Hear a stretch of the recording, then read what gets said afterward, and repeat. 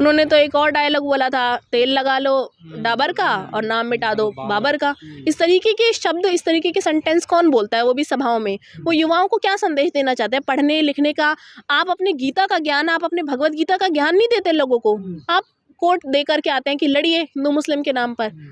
उन्होंने ये भी बयान दिया कि हरियाणा के लोग अगर चाहें तो एक बार में सब कुछ कर सकते हैं। तो कहने का मतलब यही था कि धीरेन्द्र शास्त्री जी कहते हैं कि कई मुस्लिम कंट्रीज़ है और अगर भारत हिंदू राष्ट्र बनना चाहिए तो मुझे ये लगता है कि धर्म की इज्जत, सारे धर्मों की इज्जत भारत के अंदर होनी चाहिए। हिंदू राष्ट्र शब्द पे नहीं जाऊंगी मैं, पर मैं ये कहना चाहती हूँ कि आज अगर दलितों का मन है कि वो बाबा साहब भीमराव अम्बेडकर को भगवान मानते तो हम भी बाबा साहब भीमराव अम्बेडकर का, लेकिन भगवान नहीं मानते। हमारे लिए सर्वोपरि पहले भगवान है। तो अगर वो भगवान, उनकी चॉइस है कि वो अम्बेडकर जी को भगवान मानते हैं, मुसलमानों की चॉइस है वो अल्लाह को मानते हैं, तो हमारी चॉइस है हम ईश्वर को मानते हैं। तो भारत के अंदर मुझे लगता है कि क्योंकि ये एक ऐसा देश है जो मुस्लिम कंट्री नहीं है, धर्मनिरपेक्ष भारत है, तो इसके अंदर अगर कोई हमारे ईश्वर को कुछ कहता है तो उस पर कार्रवाई होनी चाहिए।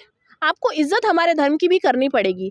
लेकिन हिंदू राष्ट्र बने इस देश से आप मुसलमानों को, दलितों को, पिछड़ों को हटा दें, ये हमारा संविधान नहीं सिखाता हमें। बाबा साहब भीमराव अम्बेडकर ने सबको बराबर का दर्जा दिया है। तो हम ये चाहते हैं कि धीरेन्द्र शास्त्री जो हिंदू राष्ट्र की बात कर रहे हैं, उस शब्द को हटा करके वो सीधा अपना पॉइंट रखें कि बताएं कि हिंदू राष्ट्र से उनका मतलब क्या है। सिर्फ हिंदू रहे तो फिर आपने पहले क्यों नहीं, आप मोदी जी को कहिए इनकी सरकार हटा के दिखाएं कैसे हटाते हैं। तो ये बेतुकी बातें हैं। और जो यात्राएं निकाली थी उसमें खुद ही वो बीमार पड़ गए थे 2-3 दिन की यात्रा में, और राहुल गांधी जी ने तो हज़ारों मीलों पैदल चले हैं। तो धीरेन्द्र शास्त्री जी को समझ आना चाहिए कि हिंदू राष्ट्र बनाने के लिए पहले पैदल चलने, यात्रा करना सीख लें, उसके बाद हिंदू राष्ट्र बना लें। मेरे को लगता है कि सीधी धांधली है चुनावों में, क्योंकि बिहार के अंदर धर्म का फैक्टर मुझे नहीं लगता इतना ज़्यादा काम करेगा, जिसको लेकर बीजेपी मैदान में आई थी कि धर्म की रक्षा हम करेंगे।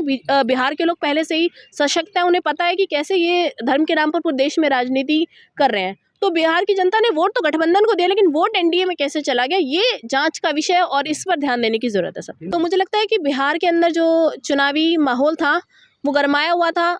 इंडिया गठबंधन की सरकार बननी थी, लेकिन वोट चोरी हुई, एसआईआर के नाम पर वोट लूटे गए, ट्रेनें भरकर, पैसे देकर, हर तरीके से बिहार के चुनाव को ही लूट लिया है और आने वाले समय में और भी चुनाव होते हैं।